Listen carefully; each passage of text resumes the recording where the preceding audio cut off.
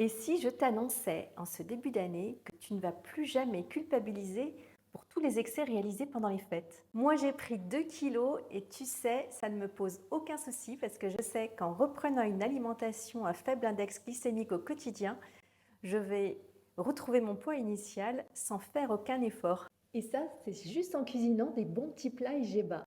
Et si pour bien démarrer l'année, tu te lançais toi aussi dans la cuisine IGBA au quotidien?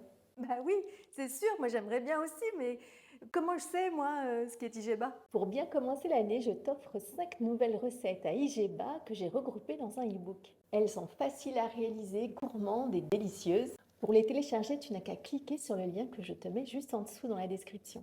Waouh! Super! C'est vraiment un beau cadeau. J'ai hâte de les découvrir. 5 recettes? Ça suffit ça pour perdre les kilos que j'ai pris? Alors tu as aussi la vidéo de cette semaine. Je réalise un minestrone de légumes au grain d'orge. C'est typiquement le type de plat que je réalise lorsque je veux commencer à déstocker les graisses.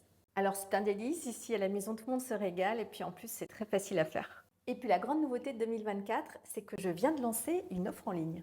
Tu peux dès maintenant t'abonner pour recevoir 12 recettes IGBA chaque semaine. Waouh, c'est nouveau ça, c'est génial! Plus 7 guides téléchargeables pour apprendre à bien structurer ses assiettes. Et je trouve ça où? Et pour avoir accès à l'offre, je te mets le lien juste en dessous dans la barre de description. Top! Bon allez, t'es prête? Je te la montre ma recette de minestrone? Ah oui, c'est sûr, avec plaisir. Manger mieux pour aller bien, c'est ma méthode pour booster ta vitalité par l'alimentation.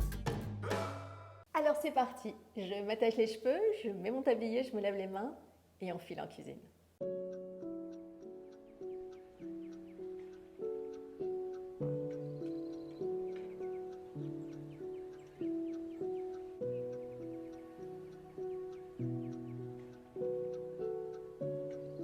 Je commence la recette en regroupant tous les ingrédients. J'ai émincé finement l'oignon et j'ai haché une gousse d'ail.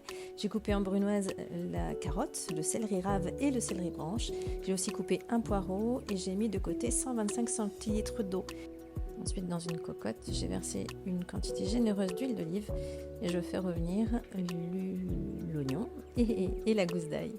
Je fais revenir 5 minutes environ. Ensuite, je vais faire fondre le bouillon de volaille ou bouillon de légumes si tu veux une version végétarienne. Avec le concentré de tomate, je termine avec les herbes aromatiques et je vais rajouter ensuite toute l'eau.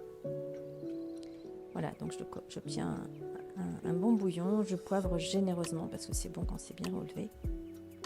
Et puis ensuite, j'ajoute le poireau.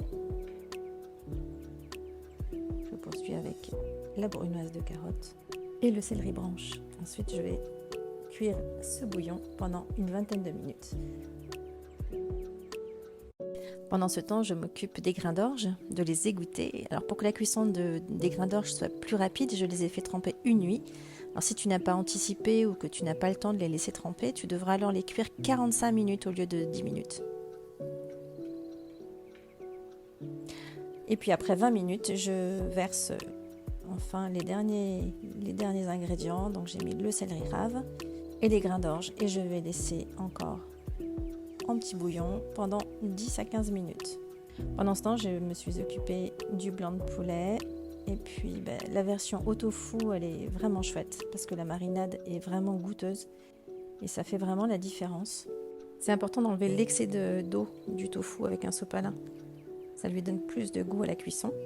Alors ce qui est bon, c'est le mélange d'épices qu'on va faire ensuite pour le tofu. Évidemment, tu peux faire la même chose pour le poulet, hein. Ça marche aussi bien. Alors pourquoi est-ce que je cuisine de l'orge lorsque je veux commencer à déstocker les graisses?